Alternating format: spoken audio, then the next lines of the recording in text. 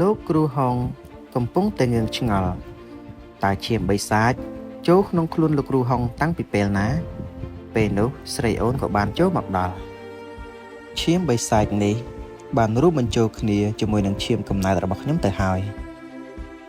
លោកគ្រូឈាមបិសាចនេះអាចនឹងមានប្រយោជន៍ចំពោះលោកគ្រូវាមិនអីទេពេលនេះលោកគ្រូមិនត្រឹមតែជានាគថែមទាំងជាមេធ្មប់ព្រមទាំងជាបិសាចទៀតផង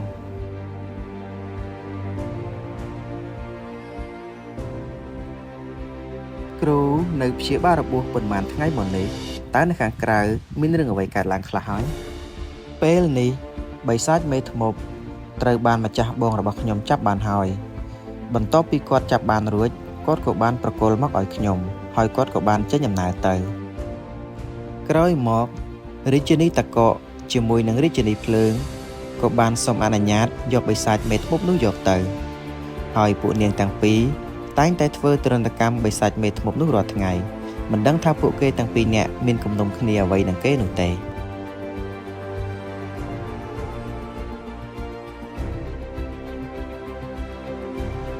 ហើយស្ដេចនាគរាជនាគខ្មៅព្រះនាងកេណោនិងនាងរចនាបានធ្វើដំណើរត្រឡប់ទៅនគរនាគវិញហើយស្ដេចនាគបានផ្ដាំថាឲ្យលោកគ្រូទៅនគរនាគផងណ៎ហើយចុះយើងចាប់ផ្ដើមពីការព្យាបាលព្រះនាងជាមុនទៅចុះសូមអរគុណពួកនាងទាំងពីរហើយតើត្រៀមខ្លួនហើយឬនៅខ្ញុំត្រៀមខ្លួនរួចហើយចុះប្អូនស្រីវិញហើយឬនៅខ្ញុំក៏ត្រៀមខ្លួនរួចហើយដែរយើងចាប់ផ្ដើមឥឡូវនេះទៅល្អណាស់ពួកនាងទាំងពីរចាប់ផ្ដើមទៅដើម្បីឲ្យការព្យាបាលព្រះនាងមានប្រសិទ្ធភាព 100% កុំឲ្យមានការធ្លាស់ធ្លោយលោកគ្រូហុងក៏បានអញ្ជើញរាជិនីភ្លើងនិងរាជិនីតកកឲ្យមកជួយក្នុងការព្យាបាលព្រះនាង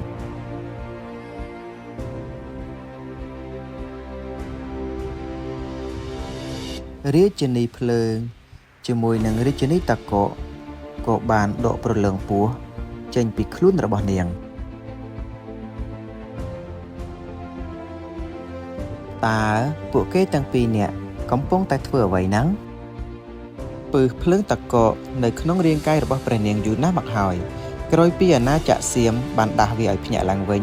ពឹសភ្លើងតកកនេះវាបានមានព្រលឹងហើយ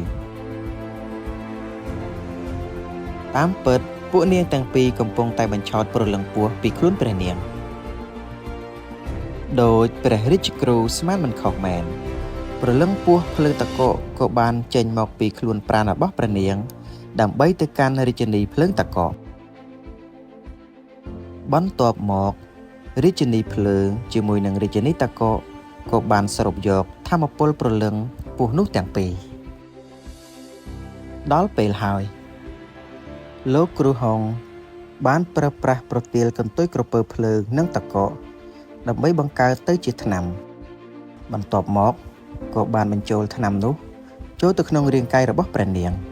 មិននឹកស្មានថាក្រោយពីព្រះនាងជាពីជំងឺស្រាប់តែទម្លុះចូលកម្រិតទី10ព្រះនាងពិតជាពូកែមែនជាពីជំងឺភ្លាមស្រាប់តែទម្លុះចូលកម្រិតទី10ភ្លាមនេះក៏ព្រោះតែលោកគ្រូរបស់ខ្ញុំគាត់បានជួយបំបែករនាំងរបស់ព្រះនាងត្រឹមតែមួយពព្រិចភ្នែកអាចផលិតដំណក់ទឹកវីតាមីនចំនួន2ពិតជាអស្ចារ្យមែនពួកនាងចិត្តទម្លុះកម្រិតចូលកម្រិតទី12ហើយខ្ញុំនឹងជួយបំបែករនាំងនេះឲ្យនាងដោយឃើញរាជិនីភ្លើងនិងតកកចិត្តទម្លុះកម្រិតលោកគ្រូហុងក៏បានជួយទម្លុះរនាំងឲ្យពួកនាងទាំងពីរពេលនេះពួកនាងឈានដល់កម្រិតទី12ពិតជាអស្ចារ្យមែនអាចជួយឲ្យគេទម្លុះកម្រិត3នាក់ក្នុងថ្ងៃតែមួយព្រះអង្គសរសើរពេកហើយនេះគ្រាន់តែរឿងចៃដន្យតែប៉ុណ្ណោះទេនរណាថារឿងចៃដន្យទៅអ្វីៗលោកគ្រូបានដឹងមុនបាត់ទៅហើយមានអតិថិមួយចំនួនបានយកបាច់ផ្កាមកជួបជាមួយនឹងអ្នកនាងម្ចាស់ប្រាប់ពួកគេឲ្យទៅវិញទៅយើងមិនចង់ជួបពួកគេនោះទេពួកគេនិយាយថាបើមិនជួបអ្នកនាងម្ចាស់នោះទេពួកគេនឹងមិនត្រឡប់ទៅវិញឡើយទៅប្រាប់ពួកគេទៅបើមិនទៅទេយើងធ្វើតាមច្បាប់ហើយ ទទួលបញ្ជាអ្នកនាងម្ចាស់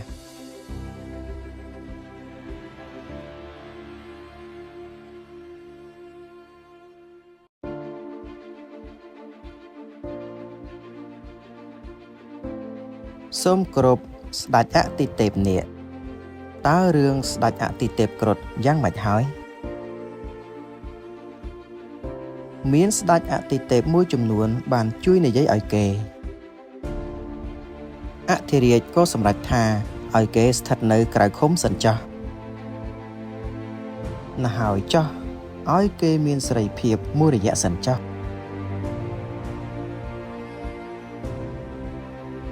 តើព្រះអង្គហៅខ្ញុំមកមានគោលបំណងអ្វីដែរ